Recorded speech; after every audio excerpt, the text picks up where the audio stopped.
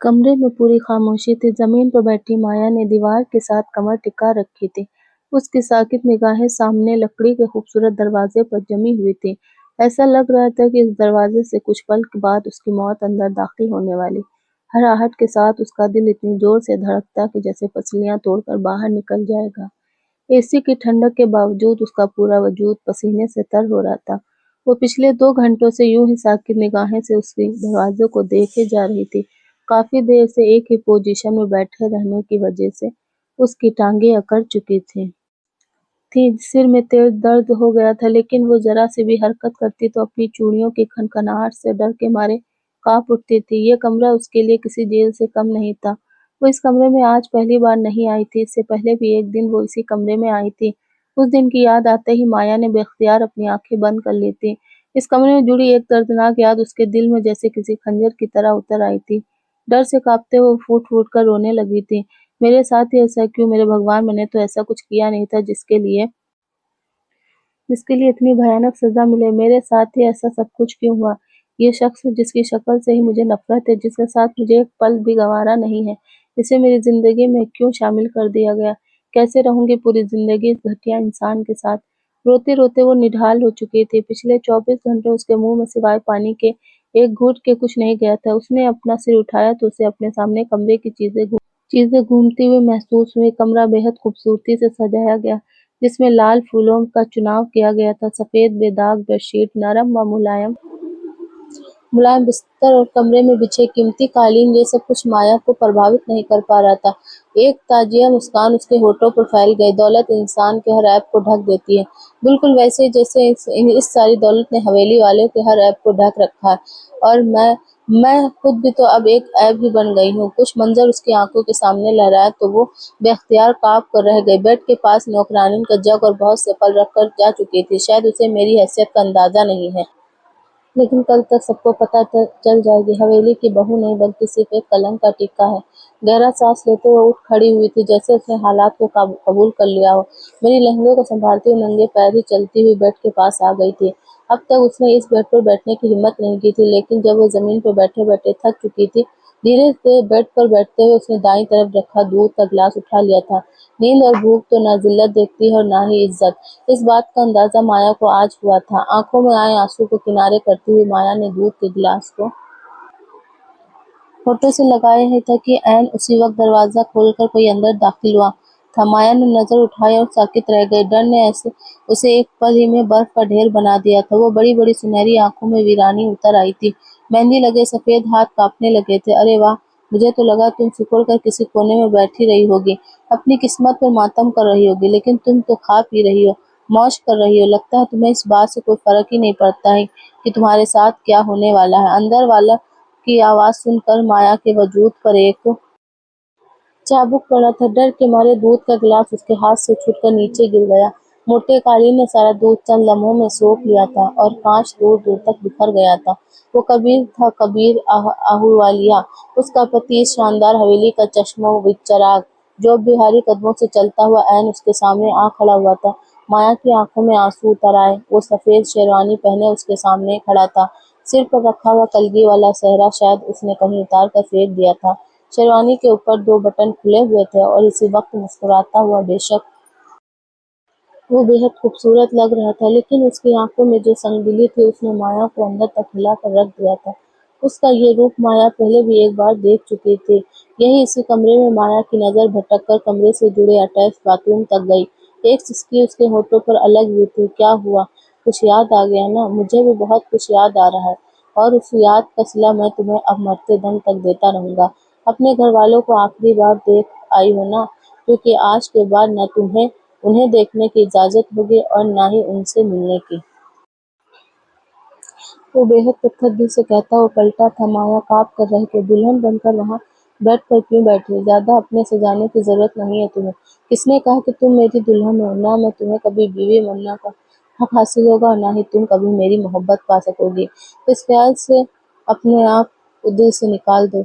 तुम वही करोगी जिसके लिए तुम्हें यहाँ लाया हूँ। चलो आओ, मेरे जूते साफ करो। हुक्म देता हुआ वो गुरूर से सोफे की पीठ से टेक लगाकर बैठ गया था। माया ने बेयकीनी भरी निगाहों से उसे देखा था। इतनी जिल्लत और इतनी तौहीन का तो उसने कभी ख्याल بھی نہیں کیا تھا۔ ہاں، اگرچہ وہ سوچ کر آئی تھی کہ زندگی اس پر پہلے سے کہیں زیادہ تنگ ہو جائے گی، مگر آتے ہی وہ اس کے ساتھ یہ سلوک کرے گا، اس نے سوچا بھی نہیں تھا۔ سنا نہیں تم نے میں نے کیا کہا؟ جلدی اٹھو، وہاں اس بار غصے سے دھاڑتے ہوئے بولا تھا، اور مایا ایک دم سہم گئی تھی۔ وہ لڑکھڑاتے ہوئے اپنی جگہ سے اٹھ گئی تھی۔ تیزی سے آگے بڑھتے اس کے ہونٹوں پہ سے ایک سسکی نکلی۔ بے اختیار ہی اس نے اپنی آنکھیں میچ لی۔ پیر میں قالین میں چھپا ہوا کوئی کانچ چبھ گیا تھا۔ وہ غور سے اس کا جائزہ لے رہا تھا۔ مایا درد پڑتے وجود کے ساتھ پیر میں ہو رہے درد کو نظر انداز کرتے ہوئے تیزی سے آگے بڑھی تھی، مگر کبیر کی نگاہوں سے اس کے پیر میں ہوتی ہوئی ہلکی سی تھرتھراہٹ چھپی نہ رہ سکی تھی۔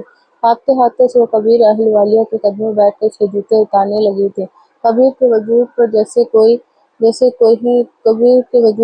کوئی فوہار سی پڑنے لگی۔ ایک طنز بھری مسکان اس کے ہونٹوں پر بکھر گئی تھی۔ گڈ، تم تو بہت آگیاکاری ہو۔ میرا اندازہ تمہارے بارے میں بالکل صحیح تھا۔ تم جیسے غریب گھرانے کی لڑکیوں کو ان کے اوقات میں ہی رکھنا چاہیے۔ نفرت سے بھرے انداز میں کہتے ہوئے اسے اپنے جوتے اتارنے کا حکم دے رہا کہ اس کی آنکھوں سے آنسو بہنے لگے۔ دھیرے دھیرے اس کے جوتے اتارتے ہوئے مایا نے اپنی آنکھوں سے بہتے آنسوؤں کو رگڑ ڈالا تھا۔ اب اسے اپنی ذلت کا تو عادی ہو جانا چاہیے تھا، کیونکہ شاید یہ ذلت اب اس کے نصیب میں لکھ دی گئی تھی، اور وہ بھی ہمیشہ ہمیشہ کے لیے۔ لیکن لکھنے والا کون تھا؟ کیا وہ خود یا کبیر، جس کے ساتھ آج اس کی پہلی ملاقات نہیں تھی؟ 1 مہینے پہلے کی وہ سنہری سی شام مایا کی آنکھوں کے آگے لہرانے لگی تھی، جس روز وہ اپنی ماں کے ساتھ پہلی بار حویلی آئی تھی۔ بڑی سی حویلی کے بڑے سے دروازے کے باہر ہی رک گئی تھی۔ شاید اندر جانے کی اس کے اندر ہمت نہیں تھی، یا پھر اس کا دل گوارا نہیں کر رہا تھا۔ اسے دروازے پر رکتا دیکھ کر اس کی ماں نے حیران نظروں سے مایا کو دیکھا تھا۔ چلو اندر، یا یہیں دروازے پر ہی کھڑی رہو گی؟ بڑی مالکن نے خاص طور پر ہم جیسے غریبوں کو دان دینے کے لیے بڑے پیمانے میں انتظام کیا ہے۔ تیرے پاپا کی دوائی کے پیسے بھی مل جائیں گے، اور مہینے بھر کے راشن کا بھی بندوبست ہو جائے گا۔ پورا مہینہ کھانے پینے کی چنتا سے مکت ہو جاؤں گی۔ اس بار تیرے پاپا کی بیماری کی وجہ سے کھیت میں فصل تو بوئی ہی نہیں جا سکے۔ شکر کر، بڑی مالکن نے دان دینے کا ہی فیصلہ کر لیا، ورنہ تو ہمیں کھانے پینے کے بھی لالے پڑ جاتے۔ اب چل یہاں سے، دیر مت کر۔ ماں نے اس کا بازو دبوچتے ہوئے اسے جھنجھوڑا تھا، جبکہ وہ حویلی کی شان و شوکت دیکھ کر دنگ رہ گئی تھی۔ ایک قدم گھبرا کر ماں کے ساتھ اندر چل پڑی۔ 18 سال کی عمر میں پہلی بار اپنی ماں کے ساتھ حویلی کی طرف آئی تھی، ورنہ وہاں تو گاؤں کی وہ لڑکی تھی جسے کتابوں سے سر اٹھانے کی مہلت نہیں ملتی تھی۔ اپنے چھوٹے سے گھر اور گاؤں کے کنارے میں بنے سرکاری کالج کے علاوہ اسے دنیا کی کسی چیز کی خبر نہ تھی۔ یہی وجہ تھی کہ اب وہ اپنی بڑی بڑی سنہری آنکھیں اٹھائے وہ حیرت سے حویلی کی بناوٹ و ساز سجا دیکھ رہی تھی۔ ماں، یہ تو اتنی بڑی حویلی ہے، اس کے ایک کمرے میں جتنا تو ہمارا پورا گھر ہے۔ وہ دوپٹے کو اچھی طرح خود پر لپیٹے بری طرح سے گھبرا رہی تھی۔ جو کپڑے اس نے پہن رکھے تھے وہ جگہ جگہ سے پھٹے ہوئے تھے، جسے سندھیا جی نے سوئی دھاگے کی مدد سے سل دیا تھا اور پہنے یوگ ہی بنا دیا تھا۔ گھر میں غریبی کا یہ حال تھا کہ ایک وقت کا کھانا پکتا تو دوسرے وقت کے لیے گھنٹوں سوچنا پڑتا۔ بوڑھا برجو عرصہ ہوا چارپائی سے لگا تھا۔ رشتے دار مدد کرتے کرتے اب تھک چکے تھے۔ صرف ایک مایا تھی جس کی خواہش تھی کہ وہ پڑھ لکھ کر کسی اچھے مقام پر پہنچے تاکہ اپنے گھر والوں کے حالات بدل سکے۔ وہ رہی بڑی مالکن۔ چل آجا جلدی سے، سندھیا جی نے ایک بار پھر اشارے سے اسے اپنے پیچھے آنے کو کہا تھا۔ جہاں بڑی مالکن شاندار سے صوفے پر بیٹھی تھی، ان کے چہرے پر بڑی نرمی اور رعب تھا۔ یہ مایا کا نالنی جو پہلے آمنا سامنا تھا، دور سے ہی دیکھ کر اسے احساس ہو گیا تھا کہ یہ بڑی مالکن غریبوں کے لیے خاص ہمدردی رکھتی ہیں۔ شرمندگی سے مایا کے گلے میں آنسوؤں کا گولا اٹکنے لگا۔ وہ ہاتھ پھیلانے کی قائل نہیں تھی۔ یہی وجہ تھی کہ آج ماں کا بڑی مالکن سے اپنے باپ کے علاج کے لیے پیسے لینا اسے اندر تک گھائل کر رہا تھا۔ یہ کون ہے سندھیا؟ آج سے پہلے تو تم اسے کبھی اپنے ساتھ نہیں لائی۔ نالنی جی نے سمٹی کھڑی مایا کی طرف اشارہ کرتے ہوئے اس کی ماں سے پوچھا، تو وہ مسکرا دی۔ میری بیٹی ہے جی، کالج میں پڑھتی ہے، ابھی 12ویں کے پیپر دیے ہیں اس نے۔ بڑی ذہین اس حویلی کو دیکھنی تھی، اس لیے ساتھ لے کے آئی ہوں۔ سے سمانت طریقے سے ہاتھ جوڑ کر پرنام کیا۔ وہ دلچسپی سے اسے دیکھتی رہی۔ بہت خوبصورت ہے تمہاری بیٹی، میں نے آج تک پورے گاؤں میں اتنی حسین لڑکی نہیں دیکھی۔ लेकिन इसका हुलिया ठीक नहीं है। उन्होंने सिर से लेकर पैर तक माया का जायजा लिया था। वो बेख्तियार अपने दुपट्टे को खुद पर और कसते हुए एक बार फिर खुद से में सिमट गई थी। सामने बैठी नलिनी जी शानदार ब्रांडेड जोड़े के सामने उसके जगह जगह से फटे हुए सस्ते नायलॉन के कपड़े की क्या औकात थी। माया की आंखों में पानी उतरने लगा। पैरों में काले रंग की 2 पट्टी की चप्पल थी, जिससे उसके नाजुक और गोरे पांव बेशक बहुत खूबसूरत लग रहे थे, लेकिन उसकी कम हैसियत के चलते वही चप्पल नानी की नजर में चुभ गई थी। इतनी प्यारी लड़की को इस हाल में बिल्कुल नहीं रहना चाहिए। तुमने पहले बताया क्यों नहीं कि तुम्हारी बेटी है? इसके नाप के कई कपड़े मेरी अलमारी में रखे हैं। तुम्हें तो पता है ना, मेरी बेटी की अभी कुछ अरसा पहले ही शादी हुई है। वो तो अब शहर चली गई है, लेकिन हर महीने ढेरों कपड़े खरीद कर रखती थी। सारे यहीं पड़े हैं। मैं इसे अपनी बेटी की तरह समझती हूँ।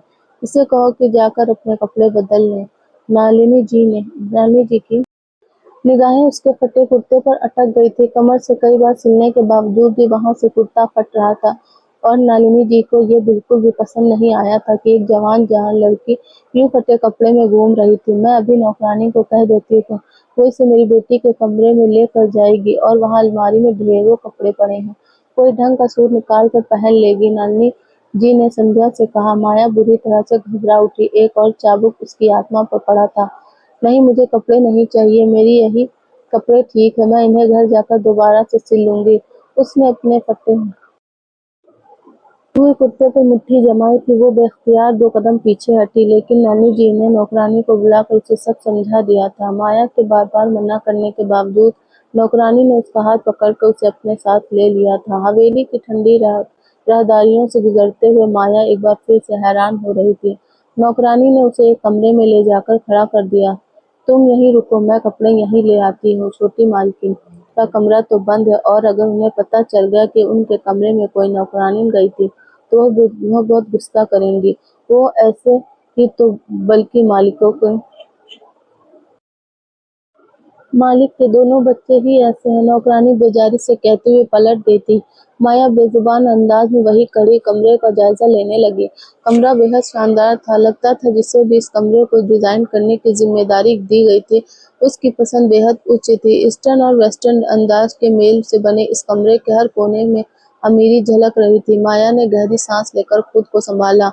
नौकरानी थोड़ी ही देर में लौट आई थी। ये लो, ये सारे कपड़े तुम्हारे हैं, ये वाला पहन लो, तुम्हें फौरन फिट आ जाएगा।